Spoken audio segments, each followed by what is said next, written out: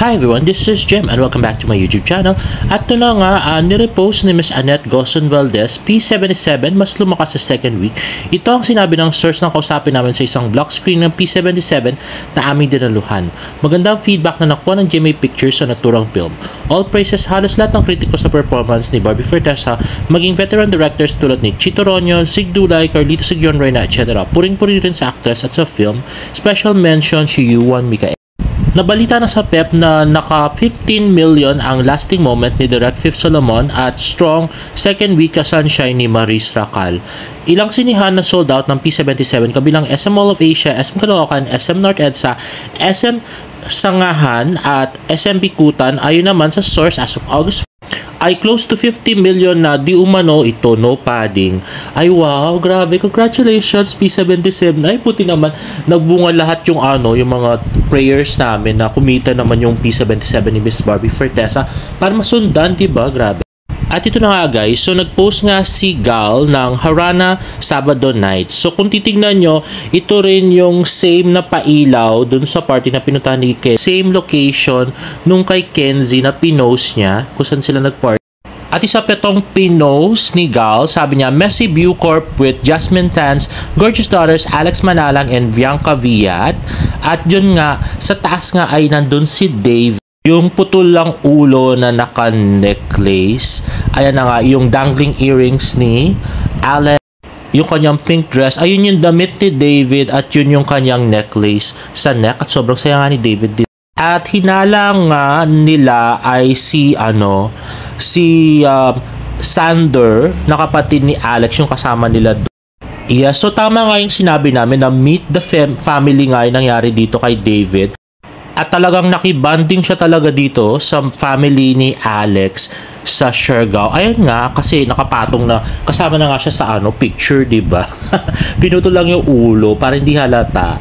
So yung mga pagtatago ni David na mga ilang araw, kung ano-ano pa yung pinagagawa niya na iba pa yung pinasayaw kasama ni Alex, ay nawalang lahat.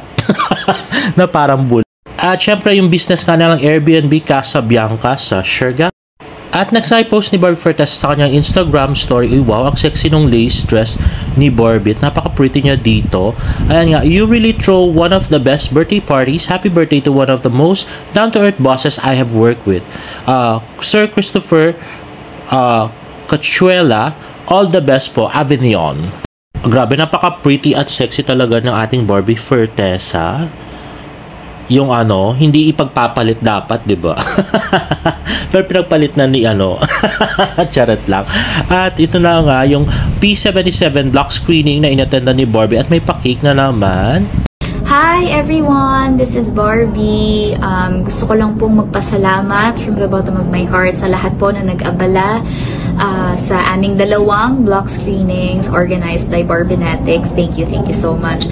Maraming salamat kay Maria Iza Padilla, kay Anne, Princess Ina Casiao, Glycel Padilla, April Baltazar, Bianca Gracilia, Miss Cheryl Reyes, Hazel Ronquillo, Rehel Guarinya, Shane Antoinette Torres, Sherry Janix, Ana May Bautista, Daniel Orius De Leon, Aileen Manieja, Justin Santos, Diane May Cruz, and Ma'am Arian Candaza. Maraming salamat po. Thank you so much.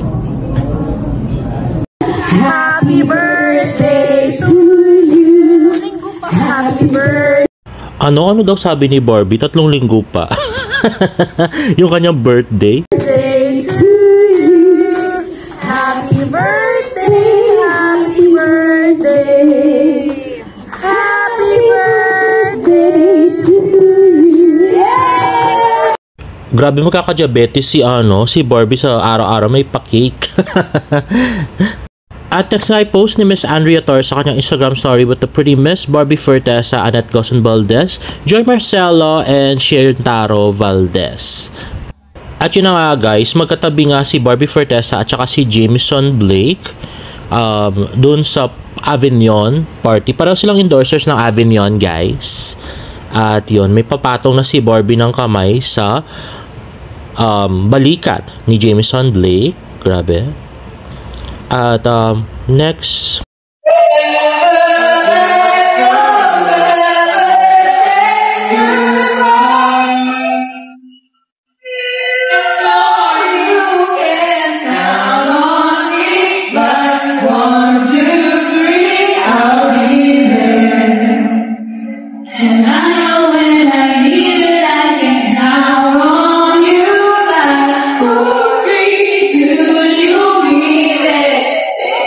Ayun, naubusan na ng hangin si Barbie. So, at tinulungan na nga siya ni, ewan ko, si Glyza ba yun? I'm not sure. So, tayong kaibigan lang Barbie, no?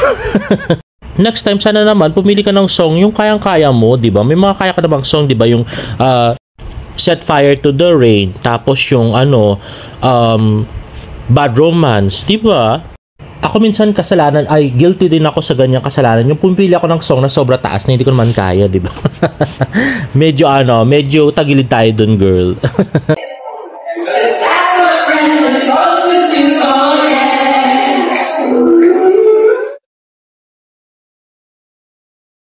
At may nag-comment ka sa post ng Avignon, spotted Barbie Forteza after party at Cork Wine Bar, BGC, kasama si Jameson. Nahiya lang nagpa-picture. At yun na nga, sabay nga silang umuwi. Pero, so, inaalam pa namin yung details dito, guys, kung may makukuha pa kaming information. At ito nga, another block screen na inattendan ni Barbie, ang block screening ng Bardanatics. And si Tito Tony, si Barbie Forteza. At yan na nga yung Bardanatics sa Cinema 76 block screening. At next naman ay may P77 ticket na, may picture pa kay Luna. So ito nga yung meet and greet sa SM North EDSA yata to, if I'm not mistaken.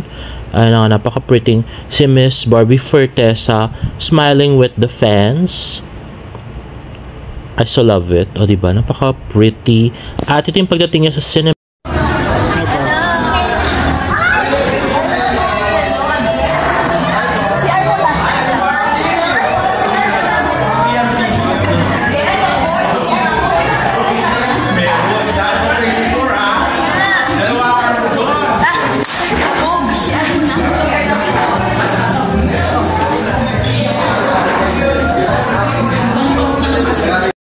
Hala, si Pico at saka si Benny Andaya pala yung nandun sa block screening sa Cinema 76. So, silang dalawa na walang alam kay Alex, di ba? At ito naman yung paglabas ni Barbie Forteza na inaalalayan nga ni Miss Diane, ang kanyang handler. Napaka-pretty si Barbie. At next naman ay ending this super busy work week with my much needed pamper, this time at Foshnet. By the way po, dahil po napatunayan na totoo nga yung sinasabi namin kay Alex, so gusto ko lang po pasalamatan yung aming team yung aking team na nag-research talaga dito sa sa kaso ni Alex, no, grabe. May nag-splook pero yung after nung konting splook yun na research na namin talaga, ni-research ng todo ang tungkol nga dito sa relasyon ni David Licauco, connection actually ni David Licauco at saka ni Alex Manalang. At yun, dito na hindi na tayo mababash, grabe. Thank you po sa inyong efforts at thank you po lahat sa mga mga followers ko na hindi ako iniwanan, grabe. Yung iba ko followers dati super loyal sa akin, tapos binash na ako ng binash, diba? Akala naman fake news ako, pero ako pa yung nagsasabi ng totoo, grabe kayo sa akin. Pero at least natapos na po at sana ho bumalik na ho yung mga yung mga iba kong follower na na lumayas, diba? Totoo po yung sinasabi ko, grabe kayo sa akin. Anyway po guys, if you like this video, please give it a thumbs up and please subscribe to my YouTube channel for more Barda updates. See you in my next vlog. Bye!